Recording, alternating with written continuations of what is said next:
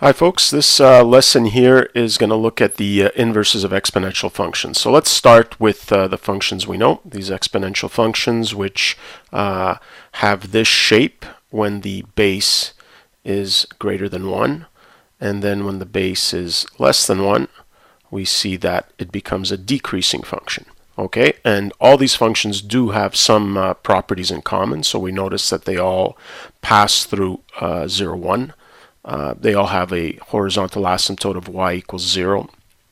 But what does change is whether it's increasing or decreasing, and when it's approaching 0 and when it's approaching positive infinity. So when the base is less than 1, we see that it approaches positive infinity as x gets smaller, and 0 as x gets larger, and then the opposite when the base is greater than 1. Okay, so let's stick to one particular exponential function. So this is y equals 2 to the x. And what we want to study now is the inverse of this function. Okay, so we know that one way to consider the inverse of a function is to look at it as a reflection about the line y equals x. Okay, so here's what we're reflecting about. And so algebraically, what we're going to do is just reverse the x and the y variable. And so this equation here just represents the inverse of y equals 2 to the x equals 2 to the y. Okay, and we see here that it's a reflection of the function y equals 2 to the x. Okay, and we can take a look at its properties, and we see that all the properties really are reversed. Instead of passing through 0, 1, passes through 1, 0. Okay, instead of having a horizontal asymptote of y equals 0, it now has a vertical asymptote of x equals 0. Okay, and you can consider the end behavior relative to the end behavior of the original function. Okay, now if we get rid of these, okay, and we look at, say, an example of where the base is less than 1. So again, we recognize this graph here, still passes through 0, 1. And if we look at the inverse, okay, again, we see that it's a reflection about the axis y equals x. And we see, similar to the other one we saw, instead of passing through 0, 1, passes through 1, 0. Okay, so since all exponential functions pass through 0, 1, we see that all of the inverses are going to pass through 1, 0. Okay, all exponential functions have horizontal asymptotes of y equals 0. All of their inverses are going to have vertical asymptotes of x equals 0. Okay, so by knowing the characteristics of these exponential functions, we can determine characteristics of the inverse of these functions. Okay, so if you look at these notes here, this just sums up the characteristics of these inverse functions. Okay, so what we're going to do now is take a look at how we define this function, which is the inverse of an exponential function. Okay, so let's start with an exponential function. So say we have y equals 2 to the x. Okay, and on the side I'll take a more general approach. Y is equal to a to the x. Now remember, with exponential functions, the base has to be a positive number, and we don't include a base of 1. Okay, since that would just give us a horizontal line. Okay, so here, if we want to consider the inverse of this function, okay, if we want to consider the inverse, well, we know that algebraically we just interchange the x and y variables. So this becomes x equals 2 to the y. Okay, or here this becomes x equals a to the y. So this represents the inverse. Okay, but normally we like to have our functions defined as y in terms of x. The problem here is that there's no operation we have to isolate for y. Okay, we can't take a root. Usually when we have an exponent and we want to, you might think of taking a root, but you can only do that if that exponent is a fixed number. Here we have a variable. Okay, so when we don't have any operation or any notation to represent a particular operation, well, we have to make up something new. Okay, and this here is what we call the logarithm. Okay, so the way in which we can write y as an isolated quantity is to write y equals log. Okay, specify the base we're working with, because obviously this would be different if the base were 3 or 7 or 0.65, okay, of x. Okay, now these two expressions are equivalent. Okay, this is a symbol we can use. This, we've used this term, we've used this before in words. This represents if and only if. So this says that these two expressions are equivalent. So what does this notation log base 2 of x mean? Okay, this represents, okay, since it's y, this represents the exponent of 2 that will give me the answer x. Okay, so for example, if I take log base 2 of 16, okay, what does this mean? So let's give this expression, this new expression, a name. So let's say we're calling it y.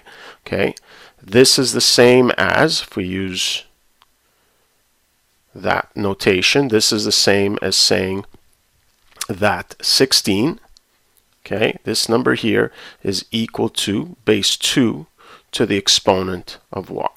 Okay, and here we can say very easily that y then must be equal to 4, because 2 exponent 4 is 16. So what is log base 2 of 16 equal to? It's equal to 4, okay, because 2 exponent 4 is equal to 16. So this represents the base, this represents the exponent, this represents the result. Okay, so if I were to take log base, let's take something different here. Let's take log base 4, okay, of 64. Okay, what does this represent? Okay, well, this represents the exponent of 4 that'll give me 64. Okay, so 4 to what exponent is equal to 64? That's 3. Okay, so an equivalent way of writing this is 4 exponent 3 is equal to 64. Okay, so similarly, let's now write it more generally. Another way of expressing, okay, an equivalent way of expressing this inverse function would be that y is equal to the logarithm base a of x. Okay, so this is how we express the inverse function of an exponential function. Okay, now this has the same restrictions on it. Since it's the inverse of an exponential function, we need a to be greater than 0 and not equal to 1. Okay, what characteristics will this function have? Well, all these characteristics, so if we go back, all these characteristics that we saw before. Instead of passing through 0, 1, they all pass through 1, 0. Instead of the domain being all real numbers, it's the range that's all real numbers. Okay, instead of the range being all numbers greater than 0, it's the domain that is all real numbers greater than 0. Okay, and the end behavior will depend on whether a is greater than 1 or less than 1. Okay, so again, we see that all these characteristics of this new logarithmic function are all opposite to the characteristics of our exponential functions. Okay, so let's go back here.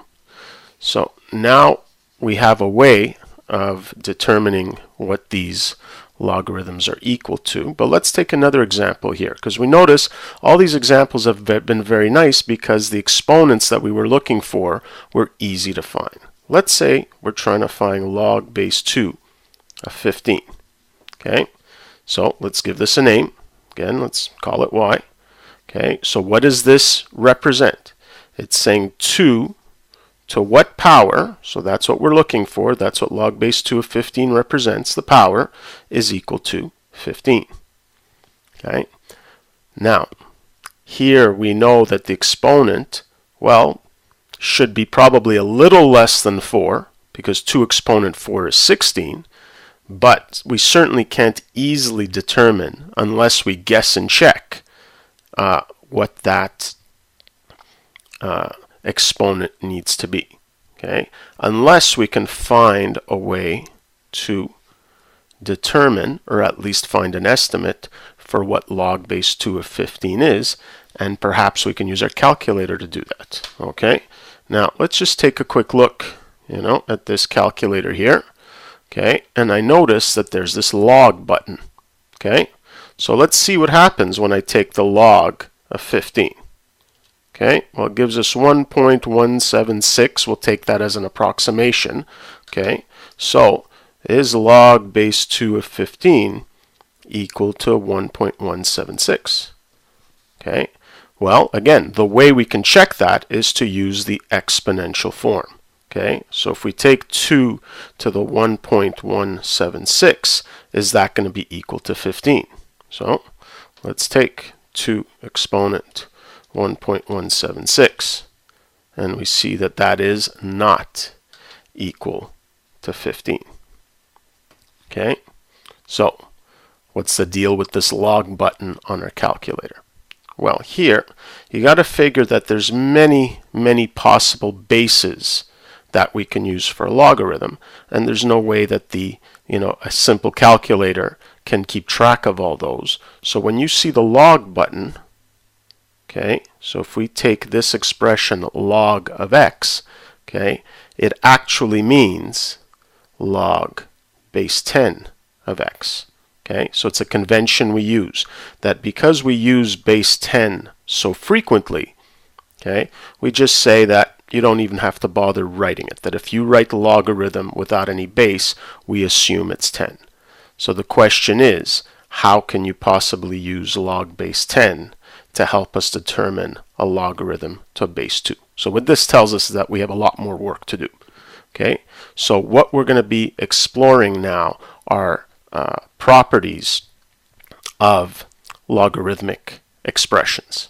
Okay, but just to give you a sense of how we're going to do that, we're always going to keep in mind that a logarithm, okay, is associated to an exponential function.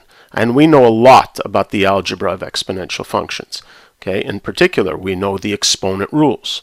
Okay, can we somehow use the exponent rules to help us determine properties of logarithms? So that's where we're headed toward next. So just to recap what you'll see in the notes here. Okay, so first and foremost, very important, how we actually define a logarithm is we use this equivalency to this exponential expression. Okay, so log base a of x, okay, represents the exponent of a, which is going to be equal to the number x. Okay, based on the fact that it's the inverse of an exponential function, we can determine all these characteristics of the logarithmic function and its graph and how it behaves. Okay, and using the equivalency to our exponential expressions, we can at least determine some values of logarithms. Okay, so for example here, it's very clear, log base 3 of 27. Well, what exponent of 3 gives you 27? Well, 3. Okay, but when it comes to logarithms that don't work out perfectly, we still have some work to do. Okay, the last thing I want to talk about is this note here. Okay, so let's go back to our sheet. Okay, and I want you to remember this general property of inverse functions. Okay, that if I start with any input and I first apply to that input a function f, and then to that output I input that into the function f inverse. So if I apply to a number first a function f, and then to that result the inverse function f inverse, it takes me back to my original input. And similarly, if I first apply the inverse function to some input x and then immediately apply that to my function f, that also brings me back to my original input. Okay, So if we now apply this to the exponential and logarithmic functions, which are inverses of each other, we can say that if I take the logarithm, okay, base a of a to the x, okay, what should that be equal to? Okay, well, based on what we're seeing here, that should just be equal to my original input x. Okay, we can also think of it intuitively. Remember what this says. Okay, what this whole expression represents the exponent of a, that gives me a to the x. Well, clearly that exponent must just be x. Okay, or if I first apply the logarithmic function to an input, and then to that I apply the exponential function, that again should just give me my original input of x. Okay, so this is just a consequence of these general principles of of inverse functions. Okay, so we'll explore this a little more later. Okay, that's it for now.